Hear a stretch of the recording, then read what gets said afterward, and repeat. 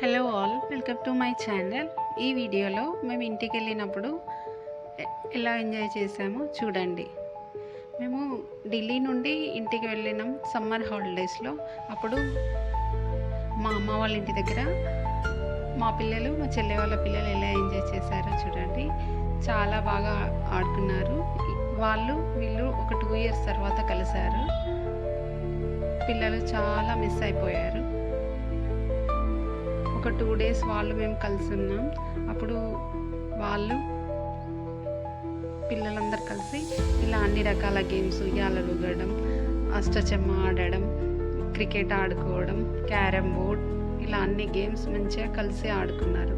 ఇలా మెమొరీస్ ఎప్పటికీ గుర్తుండాలని నేను కొన్ని చిన్న వీడియోస్ తీసి ఇలా సేవ్ చేసుకున్నాను. ఇలాంటి మెమొరీసే కదా పిల్లలకి చాలా గుర్తుండిపోతాయి. తర్వాత నెక్స్ట్ డే మేము దగ్గరలో ఉన్న ధర్మపురి టెంపుల్కి వెళ్ళాము. అక్కడ గంగా నది ప్రవహిస్తూ ఉంటుంది. అక్కడ గంగా నదిలో పిల్లల్ని తీసుకొని వెళ్ళాము. అక్కడ వాళ్ళు వాటర్లో ఆడుకుంటూ గంగా నదిలో స్నానాలు చేసి లక్ష్మీనరసింహస్వామి దర్శనానికి వెళ్ళాము. ధర్మపురి లక్ష్మీనరసింహస్వామి చాలా ప్రత్యేకంగా ఉంటుంది. చాలా రద్దీగా కూడా ఉంటుంది. మేము ప్రతి సంవత్సరం వెళ్ళినసారి అక్కడికి వెళ్ళి దర్శనం చేసుకుంటాము. ఇక్కడ లక్ష్మీనరసింహస్వామి టెంపుల్స్, ఒకటి మెయిన్ టెంపుల్ ఉంటుంది, ఒకటి ఉగ్ర లక్ష్మీనరసింహస్వామి టెంపుల్ ఉంటుంది.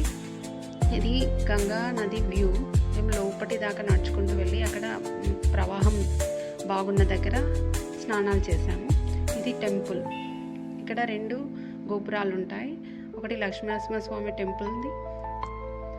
ఇక్కడ ఈ ఆలయంలో నరసింహుని 3 రూపాలు ఉన్నాయి. మొదటిది సహజంగా కూర్చున్న భంగిమలో ఉంది. రెండవది హిరణ్యకశిపు అనే రాక్షసుని నాశనం చేసిన కోపంతో కూడిన ఉగ్ర రూపంలో ఉంది. మూడవది తిరుపతిలో ఉన్నటువంటి బాలాజీ యొక్క శాంతియుత అవతారం. రుక్మిణి మరియు సత్యభామలతో కూడిన వేణుగోపాలుడి చిన్న ఆలయం కూడా ఉంది.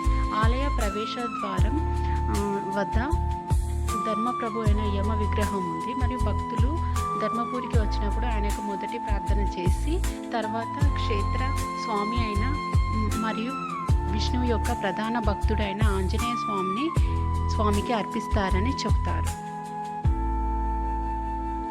టెంపుల్ లోపల చిన్న అద్దాల మండపం ఉంటుంది. మరియు ఇక్కడ మనం అన్నదానానికి మనకు తోచినంత సహాయంగా దానంగా ఎంతైనా రాయించవచ్చు. ఇక్కడ ప్రసాదంగా లడ్డు, పులిహోర, రవ్వ లడ్డు, చక్కెర పొంగలి లాంటి ప్రసాదంగా అమ్ముతారు. ఇక్కడికి వస్తే చాలా బలం, ధైర్యం వచ్చినట్టుగా అనిపిస్తుంది. మేము ప్రతి సంవత్సరం ఇక్కడికి వెళ్ళి దర్శనం చేసుకుంటాము.